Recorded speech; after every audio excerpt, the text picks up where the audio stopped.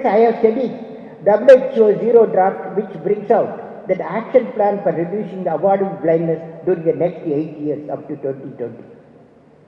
The study indicates that though India has done well, the visual impairment in the area 6 years has gone down only by 10%, and the blindness is reduced by only by 12%. It's a good work they have done. And the report aims at reducing the visual impairment by 14% and blindness by 20%. I am of the opinion that this is a very small target. With the development of technology, sharing of knowledge through World Knowledge Platform, advocacy mission by social and government organizations, and the improvement in infrastructure, both physical and human resource, we should aim at reduce the visual impairment and the blindness by avoidable blindness by 50% each within the next 8 years by the year 2020.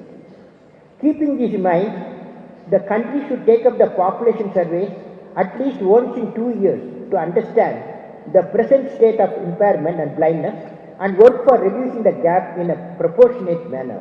Simultaneously, there is a need for enhancing the availability of ophthalmologists and eye surgeons. For improving the availability of eye surgeons, I would recommend IAPP to bring forward a proposal for making surgical simulator for eye in every medical college. This will facilitate training of even general practitioners to get trained in a cataract surgery, and they can be authorized for carrying out cataract surgery, which is continuously increasing in all the countries. Nanotechnology is finding a large-scale application in drug delivery system, biomedical applications, and nanostructure and devices. The low dimensionality of many nanostructures, in which electrons are free to move in only 2, 1 or even 0 dimension, has a profound effect on their chemical, electronic and optical properties. The practical application of these effects is only just beginning to be realized in such devices as lasers based on quantum wires and quantum dots.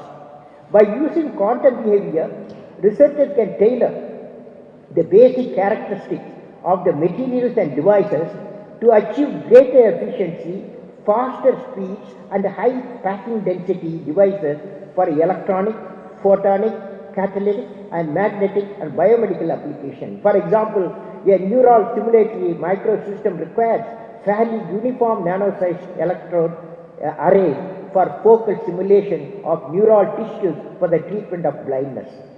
Using nanotechnology research, ophthalmologists can find innovative treatment methods for glaucoma.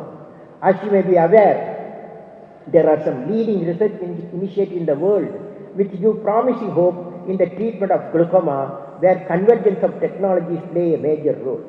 The area I have specified, applied nanotechnology aimed at the regeneration and neuroprotection of the central nervous system (CNS), will significantly benefit from the basic nanotechnology research conducted in parallel with advances related to biological sciences.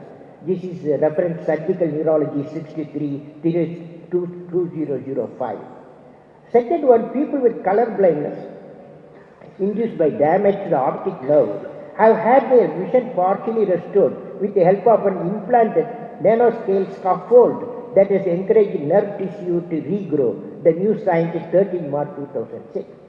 Third one, optic nerve regeneration is the key to partially reverse blindness from glaucoma. Intensive research is needed.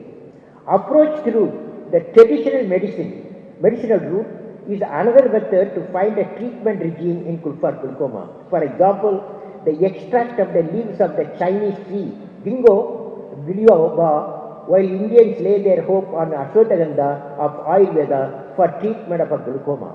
We need in depth to work on these and similar approach to research. I understand that the research is going on for evolving therapeutic vaccine against glaucoma.